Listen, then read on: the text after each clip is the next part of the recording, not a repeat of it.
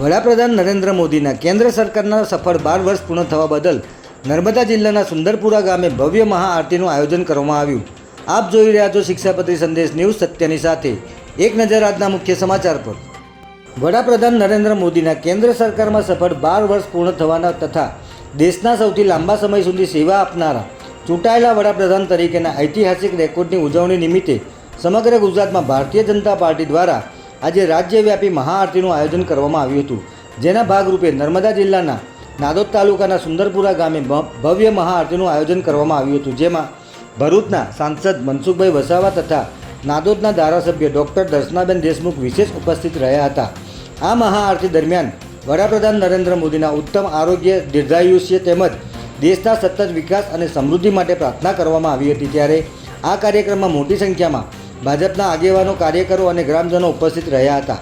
મહાઆરતી બાદ ઉપસ્થિત મહાનુભાવોએ દેશના વિકાસમાં વડાપ્રધાનના યોગદાનની પ્રશંસા કરી હતી અને સૌએ રાષ્ટ્રની પ્રગતિ માટે સંકલ્પ વ્યક્ત કર્યો હતો। વડાપ્રધાન નરેન્દ્રભાઈ મોદી મુખ્યમંત્રી હતા ત્યારથી પણ નજીકથી જાણું અને વડાપ્રધાન બન્યા ત્યારથી હું ખૂબ નજીકથી એમને જોયા છે।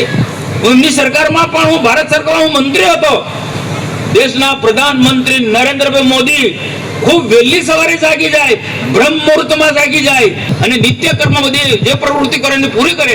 બ્રહ્મ મુહૂર્તમાં 4 વાગે જાગી જાય, સ્નાન વિધિ જે પણ કાર્ય કરવાનો હોય, પૂજા પાઠ પણ, ભગવાનની સ્તુતિ, માતાજીની સ્તુતિ અને મહાકાલીની નવરાત્રીમાં એ ઉપાસના કરે। મોદી સાહેબને તમને ખબર છે, લંકોડા એકલા લીંબુ પાણીથી આ મહાપુરુષ માતાજીની ઉપાસના કરે છે, મહાકાળીની ઉપાસના કરે છે।